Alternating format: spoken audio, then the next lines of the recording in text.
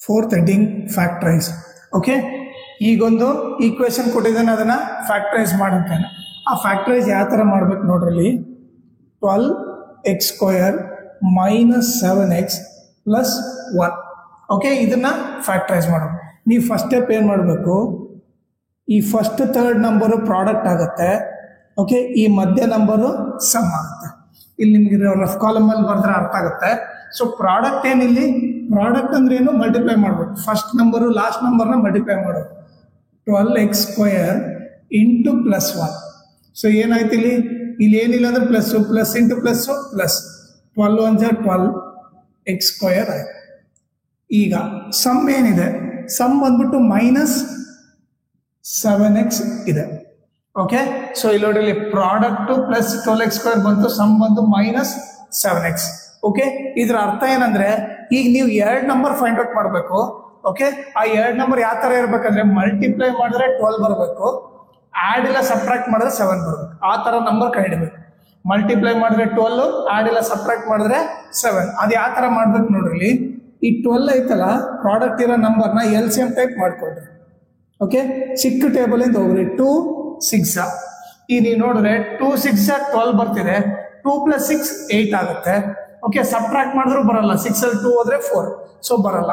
So ಮತ್ತೆ ಮುಂದಕ್ಕೆ ಹೋಗ್ಬೇಕು, ಮತ್ತೆ ಚಿಕ್ಕ ಟೇಬಲ್ ಇಂದ ಹೋಗ್ರಿ. 2 3 ಅವಾಗ ನೋಡ್ರಿ ಇದಿಷ್ಟು ಎಷ್ಟಾಯ್ತು, ಇದು 2 2 4 ಆಯ್ತು.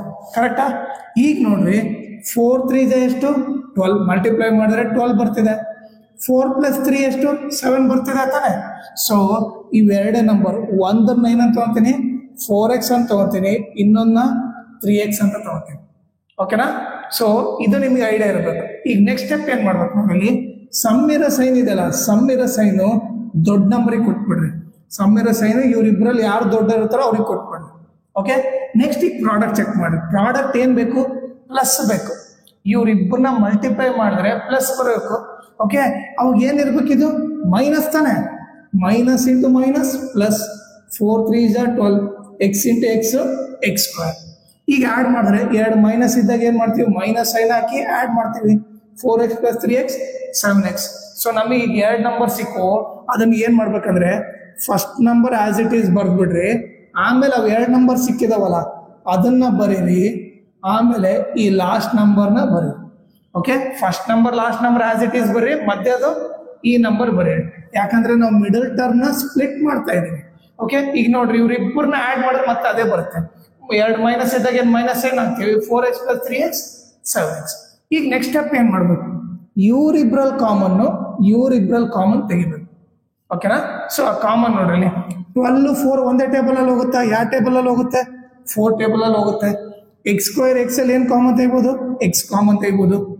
ಈಗ ಮಲ್ಟಿಪ್ಲೈ ಮಾಡಿದ್ರೆ 12 ಬರೋದು. 4 3 x² ಬೇಕು, x ಇಂಟು ಎಕ್ಸ್ x² ಆಯ್ತು. ಮೈನಸ್ ನನಗೆ 4x ಬೇಕು, 4x 1 4x. ಓಕೆನಾ? ಇವ್ರಿಬ್ರಲ್ಲಿ common ತೆಗ್ದ್ರಿ.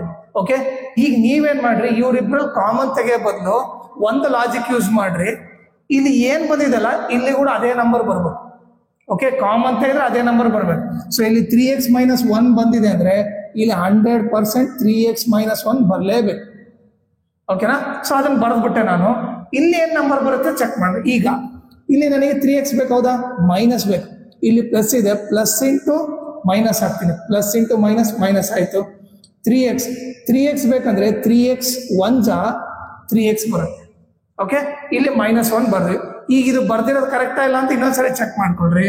Minus into plus minus, 1 into 3x minus into minus plus, 1 1 1. Okay, so ಅವಾಗೇನು, ಮತ್ತೆ ಇವ್ರಿಬ್ರಲ್ಲಿ ಕಾಮನ್ ತೆಗೀರಿ. ಓಕೆ, ಇದರಲ್ಲಿ ಇವ್ರಿಬ್ರಲ್ಲಿ ಏನ್ ಕಾಮನ್ ಇದೆ, ಇಬ್ಬರಲ್ಲಿ 3x - 1 ಇದೆ. ಕರೆಕ್ಟಾ? ಇಲ್ಲಿ 3x - 1 ಇದೆ, ಇಲ್ಲಿ 3x - 1 ಇದೆ. ಅದನ್ನ ಕಾಮನ್ ತೆಗೆದ್ರೆ ಇಲ್ಲಿ ಏನ್ ಉಳಿತು, 4x ಉಳಿತು. ಇದನ್ನ ತೆಗೆದ್ರೆ ಏನ್ ಉಳಿತು, ಇಲ್ಲಿ -1 ಉಳಿತು. ಸೊ ಆನ್ಸರ್ ಬಂದ್ಬಿಟ್ಟು 3x - 1 ಇಂಟು 4x - 1.